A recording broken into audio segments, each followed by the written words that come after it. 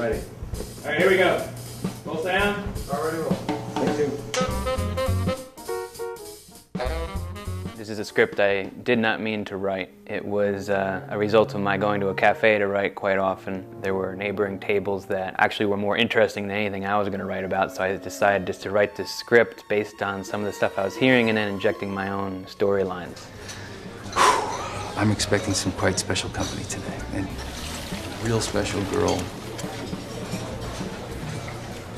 Okay, well, I'd love to stay and play, but, you know, I just got a 4-top, and I don't want my smile to crack, so... It all takes place in a cafe, several different tables, and each one is a different genre of film. One table has a comedy, a romantic comedy. One is a thriller. One is kind of like a Shakespearean tragedy. As the eavesdropping begins to occur, all the genres then mix and they all actually change. The thriller suddenly becomes the comedy becomes the tragedy. You're fooled time and time again as the twists unfold at the end, and the audience then becomes the ultimate eavesdropper. Don't suppose I could tempt you? Like I said, I had my fill of both smoking and men. I was talking about the champagne.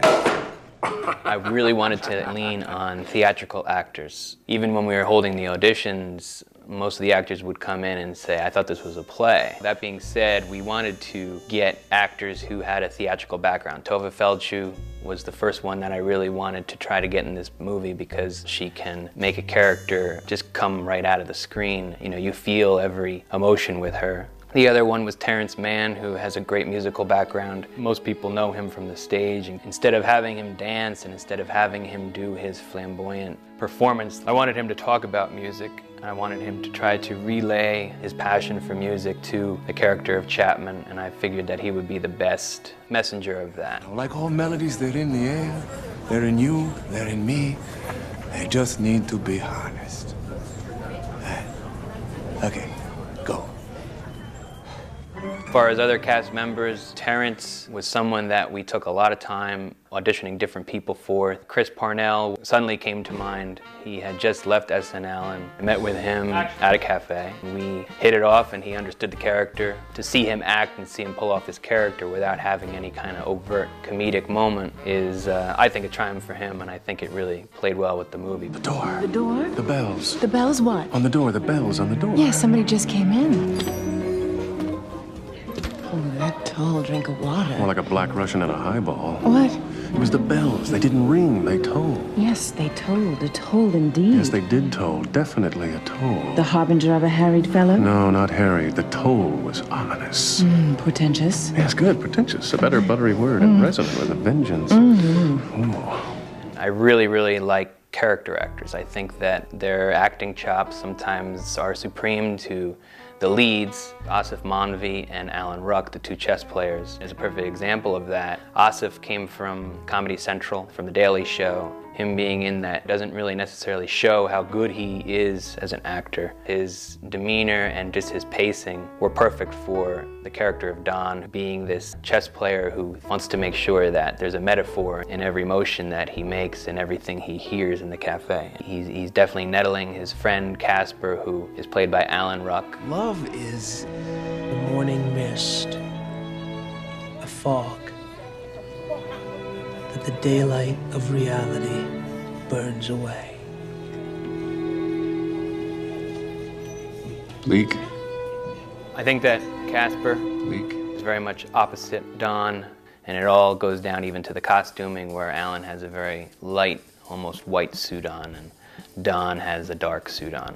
And that's also part of the whole chess and the pieces and the dark and the white. Alan Ruck is an actor who will surprise you every time. He'll take a line that you've written and he'll pause in a certain spot that might feel very unnatural as you're filming it. But when you're in post, putting these scenes together and you underscore it with certain music, somehow these moments that he chooses are enough to create the dramatic moment you need to make that scene work, just based on the way he said a word or the way he didn't say a word and there was this silence for a moment. I really am indebted to him for making these scenes special between himself and Asif. My philosophy is take care of it in editing. I think that we were probably going 1 to 2 minutes on most takes because I wanted the actor to have an opportunity, even if it's a small scene and it's just maybe a 3 or 4 line exchange, to still have some sort of arc within it. I mean, it's really an assault because you're going from one table to another and it's just constant conversation that you're hearing. I don't direct a lot on set with them because the audition says it all to me. If they get it, they get it. So when we're on set, I have full confidence that they come very prepared. They just go, and sometimes I would want to cut. However, they continue on with the scene because they know the lines so well, and I think they actually get carried away with where this character is going. These days, you know, shooting tape, you can do that. There's no real limitation on how long you can do a take.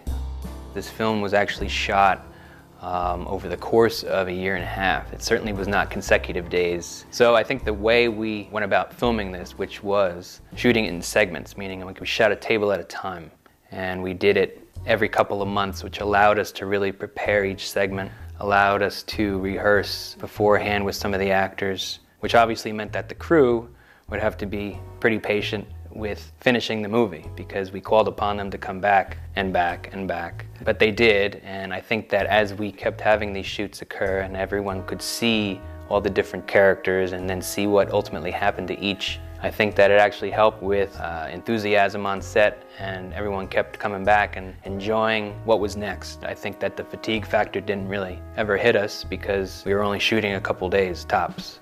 My DP is named Greg Andracki. He actually came from the news and journalistic side of the business as far as being a cameraman. I presented him with a certain style that I liked, and he's older than me. I think he comes more from the 70s generation of shooting through objects.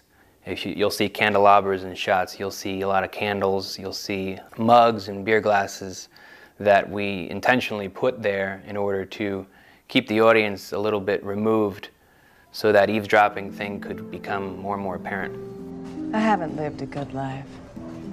I've been bad. Worse than you could know. You know, that's good, because if you actually were as innocent as you pretend to be, we'd never get anywhere. Even my reference monitor on set, I had it black and white, and Greg was lighting it for black and white. As we got into post, we started to see that some of these scenes might have looked a little flat art direction-wise because of the black and white. The cafe is extremely colorful. I think we experimented with the color on Terrence and Tallulah first and got a really beautiful amber, golden, almost Godfather-looking feel. And then we tried to keep that balance throughout and almost give it a look as if it was candlelight. Now we have a very sepia-rich film that I think is better for it.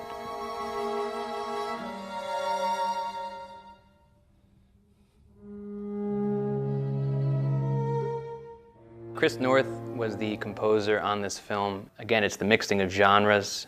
His scores were really, really diverse, but he kept through lines in there, and we worked very hard at keeping certain melodies within each of the underscores of each table, but also the ambient tracks of the jazz that you hear throughout the film. I think it was all in the same key. We tried very hard to keep melodies hidden, but certainly present throughout, so that there was an element of making all these tables feel as one, and that you're never too jolted by sudden music changes or sudden table changes. Every time, 2 o'clock. No. That's when he's due to arrive.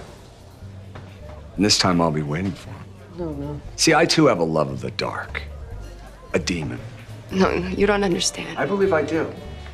Quite perfectly. This film, I felt, takes advantage of a casual, overheard word or phrase that suddenly sparks your attention away from the person you're with and lends your ear elsewhere. As I said, everyone participates in eavesdropping in one way or another, whether it's at a cafe, an airport, a restaurant.